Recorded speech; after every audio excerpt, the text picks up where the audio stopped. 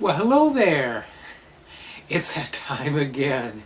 Yes, it is, my friend. It has rolled around.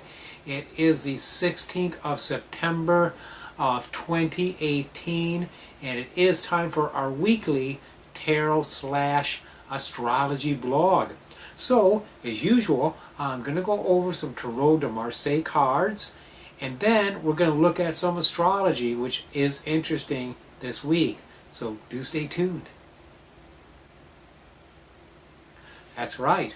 In a moment, the Tarot de Marseille cards are going to come down on the screen and cover my face. This is from the CBD Tarot by Ben Yovdov, a beautiful deck, and the images are commercial commons, okay? Free to use as long as it's not actually non-commercial, okay? So they're going to come down on the screen in a moment and cover my face.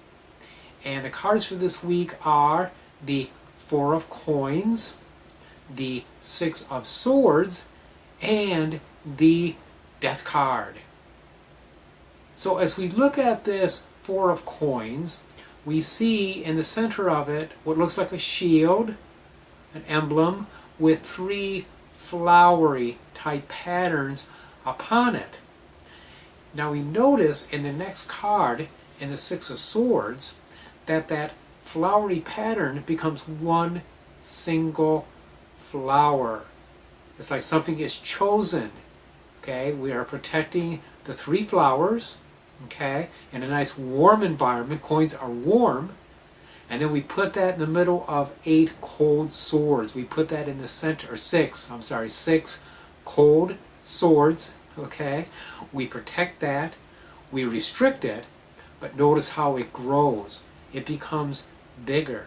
So it's like we have a project, or maybe multiple projects that we're working on, and then we pick the one thing that's the most important. We take it out of the greenhouse and we put it in a place that's very secure, very protected, and we let that grow. And that's what we're going to be doing this week. That's the best way to proceed, is to go ahead and pick what is most important to us and then go ahead and grow that. Now when it's grown, whatever it is, it may be an idea, maybe a project, maybe money, any number of things could apply here. This is a general reading, of course, for anybody who's watching. But once we've got that grown to where it can no longer grow in its environment within the Six Swords, then we harvest it. That's what the Death card is doing. He's reaping. He is the Grim Reaper. So he's reaping, he's harvesting it, and then he's destroying the garden. He's wrecking the swords, he's wrecking the coins. Everything is just scattered. We get the value from what effort we have put into this, and then we go ahead and discard it all so we can make a new beginning. That's the best way for us to proceed throughout the week with whatever projects or goals that we have in mind.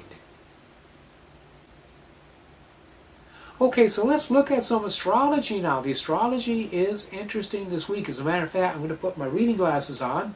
Yep, Bob with his reading glasses. And I'm going to grab my Jim Maynard's Pocket Astrologer 2018. This is what I use. This is my little Bible.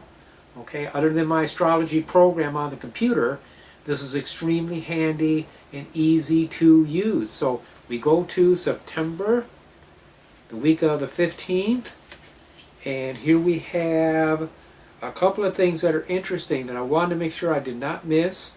For one thing, we are going to have on Wednesday, besides Yom Kippur, okay, for my Jewish friends, Yom Kippur will be on Wednesday.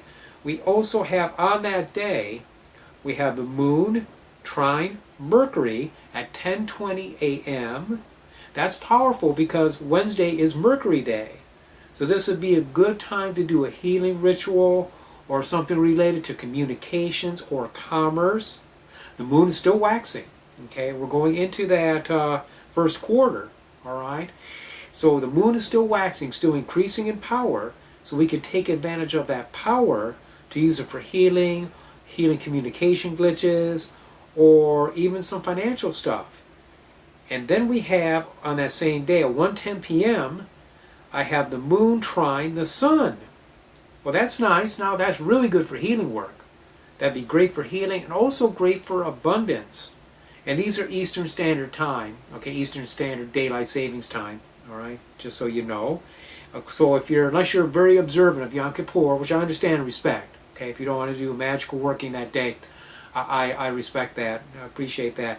But for those of us that are not into the Jewish tradition, this would be a good time to do a magical working.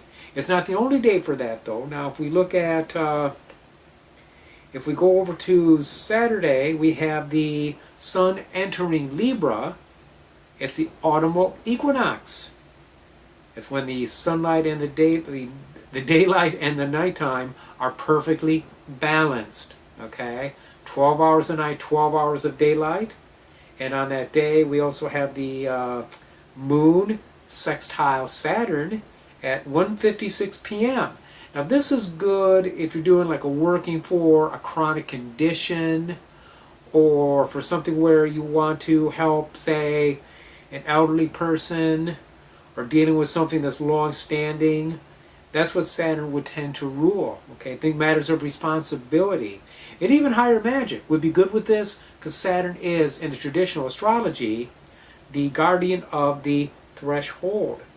So there you go. We got some good things coming up for the week that we can work with and enjoy.